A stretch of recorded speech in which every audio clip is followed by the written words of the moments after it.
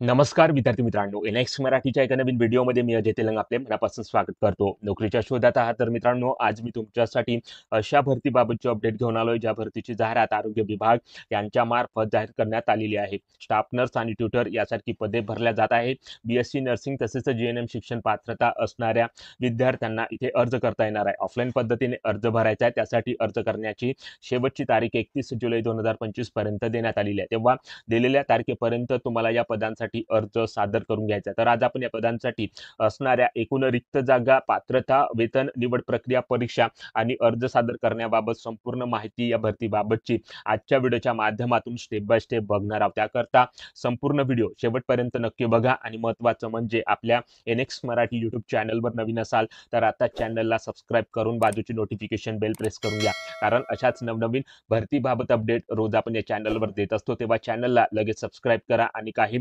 समस्या असल्यास व्हिडिओमध्ये कमेंट करा किंवा टेलिग्राम ग्रुपवर विचारू शकता. आपल्याला नक्की प्रतिसाद मिळेल. चला तर मग व्हिडिओला सुरुवात करूया. तर या ठिकाणी बघा मित्रांनो, या ठिकाणी आपण जिल्हा एकात्मिक आरोग्य व कुटुंब कल्याण सोसायटी आरोग्य विभाग यांच्या मार्फत प्रसिद्ध करण्यात आलेल्या पदभरतीच्या जाहिरातीवर आलेलो आहोत. ज्यामध्ये स्टाफ नर्स आणि ट्युटर पदाकरता ही रिक्रुटमेंट 14 वॅकन्सी करता या ठिकाणी घेण्यात येत आहे. तर ट्युटर पदासाठी जी शिक्षण पात्रता आहे ती बीएससी नर्सिंग असणे आवश्यक आहे. तर स्टाफ नर्स या पदासाठी शिक्षण पात्रता जीएनएम असणे आवश्यक आहे. तर अशा प्रकारची शिक्षण पात्रता तुमच्याकडे असेल तर तुम्ही या दोन पदांसाठी अर्ज सादर करू शकता. एकत्रित मानधन ट्युटर पदासाठी 25,000 रुपये प्रति महिना असणार आहे. तर स्टाफ नर्स या पदासाठी 20,000 रुपये एकत्रित मानधन प्रति महिना असणार आहे. या पदासाठी अर्ज करण्याकरता तुम्ही पोस्टाच्या साहाय्याने किंवा व्यक्तिशः हजर राहून या ठिकाणी दिलेल्या ऍड्रेसवर अर्ज सादर करू शकता. तर बघा, आवक जावक विभाग, जिल्हा रुग्णालय, बीड असा ऍड्रेस या ठिकाणी अर्ज सादर करण्याकरता दिलेला आहे. 31 जुलै 2025 या दिलेल्या तारखेपर्यंत तुम्हाला अर्ज सादर करून घ्यायचा. तर या पदासाठी ज्या काही अटी व शर्ती आहेत त्या अटी व शर्तीच्या अधीन राहूनच तुम्हाला या ठिकाणी अर्ज सादर करायचे. तर त्या अटी व शर्ती काय आहे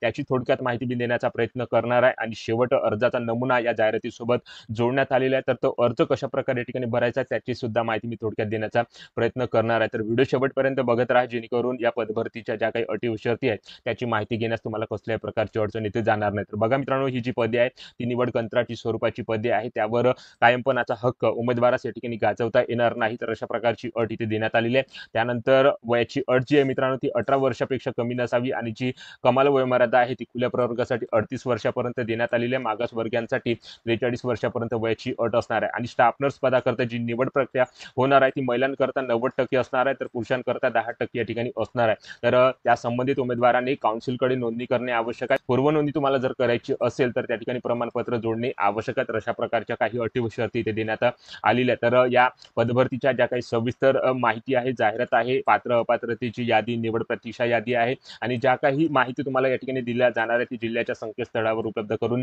दिल्या जाणार आहे. आणि ही जी निवड प्रक्रिया आहे ती यादीतील गुणानुक्रमाच्या आधारे या ठिकाणी घेतल्या जाणार आहे. तर गुणानुक्रमाच्या आधारे तुमची निवड या पदासाठी या ठिकाणी केल्या जाणार आहे. या पदासाठी जे वेतन आहे ते एकत्रित मानधन प्रति महिना या ठिकाणी असणार आहे. आणि अर्ज करण्याकरता जी अर्ज फी लागणार आहे ती राखीव प्रवर्गासाठी 250 रुपये फी असणार आहे. खुल्या प्रवर्गासाठी 500 रुपये फी या ठिकाणी असणार आहे. जिल्हा सोसायटीच्या खात्यावरती जे काही युपीआय आहे त्या युपीआयच्या आधारे किंवा बारकोडच्या स्कॅनद्वारे तुम्हाला या ठिकाणी ती अर्ज फी या ठिकाणी भरावी लागणार आहे. आणि अर्ज फी भरून झाल्यानंतर त्याची पावती तुम्हाला अर्जासोबत जोडणे अनिवार्य आहे. पावती न जोडल्यास या ठिकाणी अर्ज बाद करण्यात येणार आहे.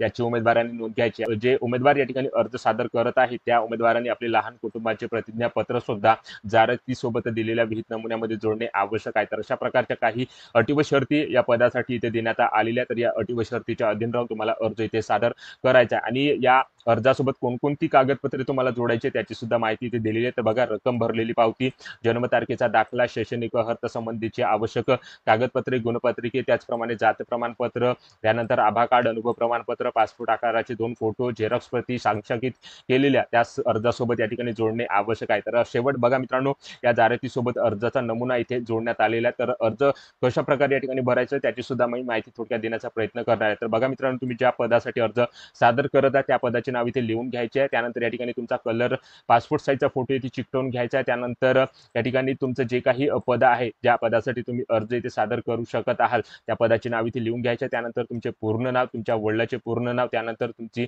जन्मतारीख, तुमचा ब्लड ग्रुप कोणता आहे, तुमचं जेंडर कोणतं आहे ते ठिकाणी लिहून घ्यायचं आहे. तुमचं मॅरिटल स्टेटस काय आहे, विवाहित आहात, अविवाहित आहात ते इथे टाकून घ्यायचं आहे. त्यानंतर तुम्ही एनएचएमचे एम्प्लॉय आहात का ते येस किंवा नो या ठिकाणी लिहून घ्यायचं आहे. तुमचं नॅशनॅलिटी म्हणजे राष्ट्रीयत्व कोणतं आहे ते इथे लिहून घ्यायचं. घ्यायचं आहे, तुमची रिलिजन कोणतं आहे, तुम्ही कोणत्या कॅटेगरीमधून अर्ज इथे सादर करत आहात ते कॅटेगरीचे नाव लिहून घ्यायचे आहे. त्यानंतर तुमचं कडे कास्ट सर्टिफिकेट आहे की नाही ते या ठिकाणी येस किंवा नो करून घ्यायचं आहे. तुम्ही कोणत्या UPI डिटेल्स मधून या ठिकाणी पेमेंट केलेलं आहे ते UPI डिटेल्स बाबतची माहिती इथे लिहून घ्यायची आहे. त्याचं ट्रान्झॅक्शन ID, त्याची डेट आणि अमाऊंट किती आहे ते इथे टाकून घ्यायचे आहे. त्यानंतर तुमचा करस्पॉन्डंट ॲड्रेस, परमनंट ॲड्रेस बाबत इथे माहिती लिहून घ्यायची आहे. तुमच्याकडे कॉम्प्युटर प्रोफिशियन्सी आहेत का ते इथे लिहून घ्यायचं आहे. MSIT झालेलं असेल तर ते MSIT ते लिहून घ्यायचं आहे. त्यानंतर तुमचं जे काही शिक्षण पात्रता इथे झालेली असेल तर त्या शिक्षण पात्रतेची माहिती या रकान्यामध्ये लिहून घ्यायची आहे. तुमच्याकडे कोणताही कामाचा अनुभव या ठिकाणी असेल तर त्या अनुभवाबाबत इथे माहिती लिहून घ्यायची आहे आणि अशा प्रकारे या ठिकाणी प्लेस आणि तुमचं नाव आणि तारीख इथे लिहून तुमचं या ठिकाणी सिग्नेचर करून घ्यायचे आहे आणि या सिग्नेचर सोबत आपली जी काही शिक्षण पात्रता झाली आहे त्या शिक्षण पात्रतेच्या ज्या काही प्रती कागदपत्र आहेत या ठिकाणी अर्जासोबत जोडून दिलेल्या ॲड्रेसवर तुम्हाला 31 जुलै 2025 या तारखेपर्यंत अर्ज पोस्टाने किंवा स्वतः हजर राहून या ठिकाणी दिलेल्या ॲड्रेसवर पाठवायचा. तर अशा प्रकारे ही रिक्रुटमेंट मित्रांनो स्टाफ नर्स आणि ट्युटर पदांसाठी एकूण 14 रिक्त जागेसाठी जिल्हा एकात्मिक आरोग्य व कुटुंब कल्याण सोसायटी आरोग्य विभाग बीड यांच्या मार्फत या ठिकाणी घेण्यात येत असून त्या पदभरतीची जाहिरात या विभागामार्फत प्रसिद्ध करण्यात आलेली आहे आणि त्याच पदभरतीची माहिती आज आपण या ठिकाणी थोडक्यात घेण्याचा प्रयत्न केलेला आहे. तेव्हा व्हिडिओ आवडला असेल तर व्हिडिओला लाईक करा. आपल्या NX मराठी YouTube चॅनलवर नवीन असाल तर आताच चॅनलला सबस्क्राईब करून बाजूची नोटिफिकेशन बेल प्रेस करून घ्या व ज्या उमेदवारांना अशा नोकरीची आवश्यकता आहे त्या उमेदवारांना हा व्हिडिओ नक्की शेअर करा व या पदभरतीबाबत तुमच्या ज्या काही समस्या जे काही प्रश्न असतील कमेंट करून नक्की सांगा. जय हिंद, जय महाराष्ट्र.